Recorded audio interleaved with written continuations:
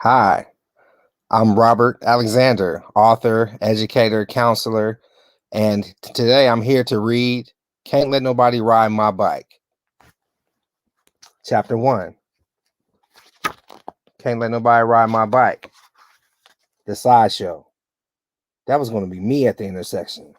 Yeah, right there on the corner of 73rd and MacArthur. Everybody will be watching me in my dope ride and how I handle my vehicle with ease, with the greatest of ease, burning rubber, spinning donuts, throwing up my hood. The crowd was going crazy because they never saw a car with perfect candy paint, flawless leather interior, and the rims. Oh, the rims. Look how the gold plated rims reflect off the sun. Yeah, I thought that was going to be me in 3 years. As soon as I get old enough to get my license, I'm going to save and get me a 68 Chevelle. No, wait, a Cutlass Oldsmobile will make their mouths drop. Everybody knows a Mustang 5.0 is best for swinging donuts. But I saw this one dude in his fly Pontiac Le Mans on rims. I could picture myself in a Cougar on rally tires. I was trying to calculate how much time I would have before the street light came on. On my block, if you were under 16, your parents would whip your tail if you were not in the house by the time the street lights came on. I had roughly an hour judging where the sun was. Falling deeper into my daydream, I heard Scooter trying to get my attention. Hey, Ron, that boy got handles, huh? Handles mean that the person driving has full control of the vehicle, the ability to drive the vehicle effortlessly. Being able to do donuts in a tight intersection is a skill. It is a skill I want to possess. I yelled over the screeching tires. Yeah, he's dope, but almost lost control. See, you never want to stand too close to the corner because last year I heard a crowd was standing on 66 and Foothill by that McDonald's, and the dude did not have any handles. He lost control of his ride, smacked into a young lady, leaving her flat as a pancake. Scooter and I watched from a distance. If we leaned against the wall and stood on the back of our bike pegs, we could see over the crowd. It was Friday night, and everybody and their mama was there. Well, everybody from our neighborhood, at least.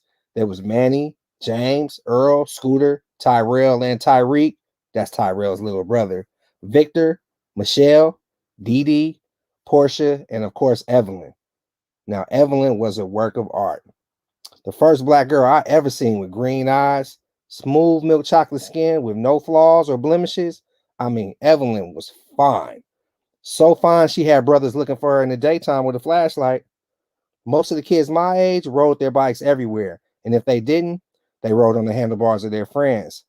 I wondered if I was the only one thinking about the car I would one day be ripping the streets of Oakland up in. I'm 13 now, and if I start saving now, I could get my ride. I will get a work permit next year so I can start working early. I'll show them. I already know I got handles because I practiced my skills on my go kart and at Malibu. Not Malibu, California, with all the rich white people, but who have mansions right there on the beach. But Malibu Grand Prix on Hagenberger Road. Malibu Grand Prix has a baseball batting cage, video arcade, and go karts.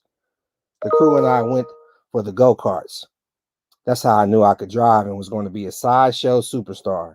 None of my friends could beat me racing go karts. Big cars couldn't be much different, right? See, sideshows in East Oakland were a way of life. They were a place to showcase the town's hottest rides. Oaktown has always been about high performance cars. Forget that low riding crap in Los Angeles. What can your vehicle do in the open space? I'm talking speed, donuts, figure eights. You feel me? Sideshows are spontaneous too. They can start up right after the club lets out, or just could be some random dude on the corner yelling out, "Swing your stuff," or "What it do?" When they see you cruising the strip in your juiced up whip. What it do was a challenge. It would be time to show the town your ride and your skills. Never back down unless you want to be considered a scrub. All of this swirling in my mind, and I'm taking in the whole scene when I heard Victor T. Scooter yelling out, "Hey, Hookhead, don't you want to give me a ride home?" The sideshow was on 73rd, but we all lived on 78th. I could walk home in about 20 minutes, but a ride on the handlebars was like 2 minutes. We often called Scooter Hookhead because the back of his head was shaped like Captain Hook's metal hook hand. Question mark head was too long to say, but that's how it looked. Scooter replied, "Shut up, fool, and go get me a bean burrito and hold the guap." I heard a few giggles from the girls. Scooter was witty, and a quick thinker, too. That is why I liked him, and he was my best friend. Scooter had moved to 78th from 71st when we were 8 years old. I was only 1 year older. We got into a fight within 2 weeks of him living there. He was picking on my friend Brandon for no reason, and since I knew Brandon longer, I just took his side. Scooter did not back down during the fight and made me instantly like and respect him. In my neighborhood, fighting does not always solve problems, though. If you whip somebody, you have to worry about them coming back with their big brother or cousin to whip your butt. Or even worse, if they can't stomach the embarrassment of losing a fight, they go get a gun. Victor was a good friend, too. He was a Mexican boy growing up in a mostly black neighborhood, so he had to be tough because he was different. He got picked on because he was different. He learned how to box because he was different. Victor was first generation Mexican American. His parents did not speak any English. All they spoke was Spanish in the house. He got his street slang from the block. He had the best of both worlds, in my opinion. Which car was the tightest? I asked. Scooter and Victor both looked to the clouds as if they were looking to the Lord up above for answers. Scooter finally said that all black Buick Grand National was ripping it up, blood. Did you see all that smoke? Looked like a freaking magic show.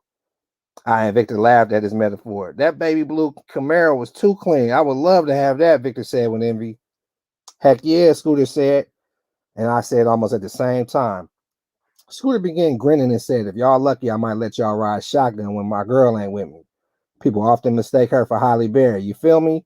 Scooter was always taking the fantasy to the next level. He was the best when we played What If.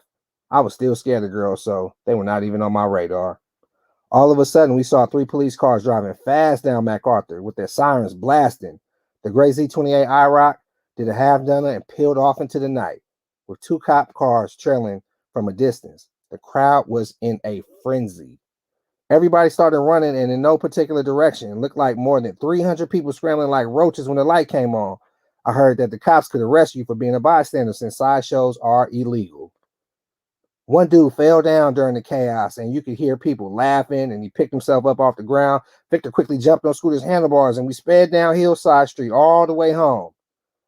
We thought we were professional bike riders. Our bikes were our cars.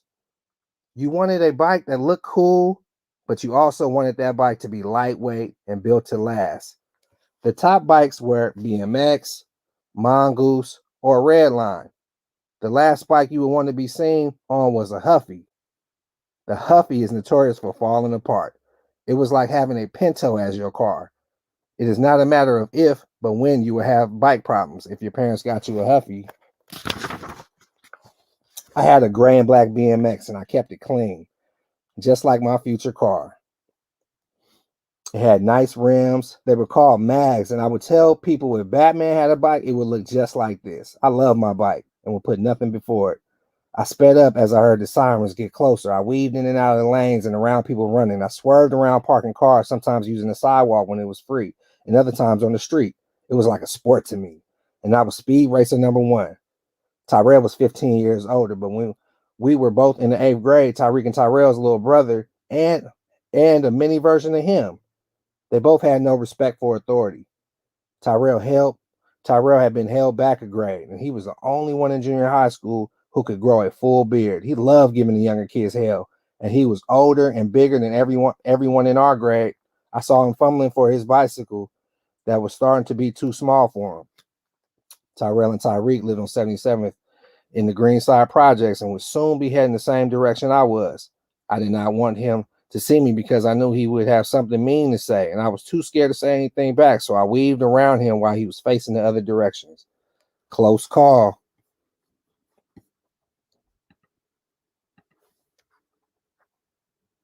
Not too far from him, I saw Evelyn walking fast, trying to keep up with her best friend, Dee Dee. Dee Dee was short for Deidre. I had a set of pegs on my back wheel if she needed a ride. My handlebars were free, too. I should ask her if she needs a ride. Nobody would care because I was just being nice, right? As I approached her, my little heart began to freeze up. And at the last minute, I yelled to Evelyn, "Be safe." I always heard my Aunt Adrian telling somebody that. Dee Dee snarled back, "What are you, our grandma or something?" I shook my head in embarrassment and kept going. In my neighborhood, anybody could roast you and have you feeling like you were less than nothing. You couldn't show any pain or emotion. I learned that the hard way already. Evelyn did not laugh or comment. She kept looking at me as she hopped on Dee Dee's handlebars. Maybe she thought that was nice of me and we could go to the 8th grade dinner dance together. As Evelyn and I were slow dancing in my fantasy, Scooter yelled, "Preacher Ron, come by my house in a couple minutes and be safe," with a smirk on his face. I paid him no attention and proceeded to go to the liquor store for some now and laters. Scooter and Victor kept going to their house. The liquor store closest to our house did not let you bring your bike in the store. I was always in and out because I didn't want my bike stolen, and there was no place to lock up your bike in front of the store. That was chapter 1 of Can't Let Nobody Ride My Bike. It's available on Amazon.com.